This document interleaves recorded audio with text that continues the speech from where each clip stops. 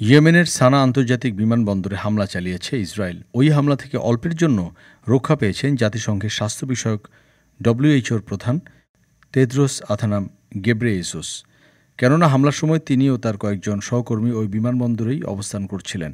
Social মিডিয়ার এক পোস্টে ডব্লিউএইচওর পরিচালক টেদ্রোস আধানম বলেছেন, বিমানবন্দরে বোমা হামলার সময় তিনি এবং তার সহকর্মীরা সেখানে অবস্থান করছিলেন। হামলায় বিমানের এক ক্রু আহত এবং আরও 2 ব্যক্তি নিহত হয়েছেন। ইরান সমর্থিত সশস্ত্র গোষ্ঠী হুতি পরিচালিত গণমাধ্যমের বরাতে জানানো হয়েছে, ইয়েমেনের বিদ্যুৎ কেন্দ্র এবং বন্দরগুলোতে আঘাত এনেছে ইসরায়েলের বোমা। এতে কমপক্ষে 3 জন নিহত এবং কয়েক ডজন আহত হয়েছেন।